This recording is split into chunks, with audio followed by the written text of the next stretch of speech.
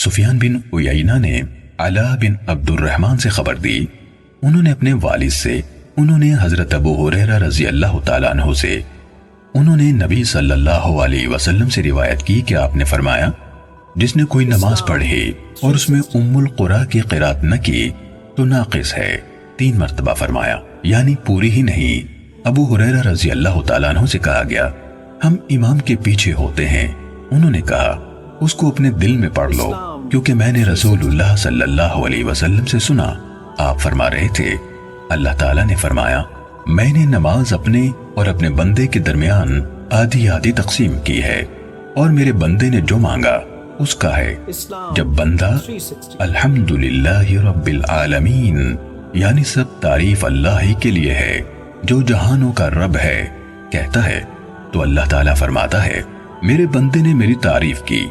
اور جب وہ کہتا ہے الرحمن الرحیم یعنی سب سے زیادہ رحم کرنے والا اور ہمیشہ مہربانی کرنے والا، تو اللہ تعالیٰ فرماتا ہے میرے بندے نے میری ثنا بیان کی۔ پھر جب وہ کہتا ہے مالک یوم الدین یعنی جزا کے دن کا مالک، تو اللہ فرماتا ہے میرے بندے نے میری بزرگی بیان کی۔ اور ایک دفعہ فرمایا میرے بندے نے اپنے معاملات میرے سپرد کر دیے۔ پھر جب وہ کہتا ہے ایاک نعبد و ایاک نستعین یعنی ہم تیری ہی بندگی کرتے اور تجھی سے مدد چاہتے ہیں، تو اللہ فرماتا ہے یہ حصہ میرے اور میرے بندے کے درمیان ہے، اور میرے بندے نے جو مانگا اس کا ہے۔ اور جب وہ کہتا ہے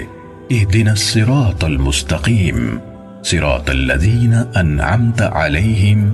غیر المغضوب علیہم ولا الضالین یعنی ہمیں راہ راست دکھا، ان لوگوں کی راہ جن پر تو نے انعام فرمایا، نہ غضب کیے گئے لوگوں کی ہو اور نہ گمراہوں کی،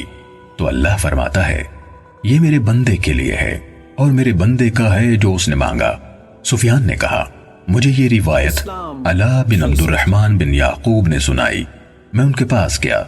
وہ گھر میں بیمار تھے، میں نے ان سے اس حدیث کے بارے میں سوال کیا تو انہوں نے مجھے یہ حدیث سنائی۔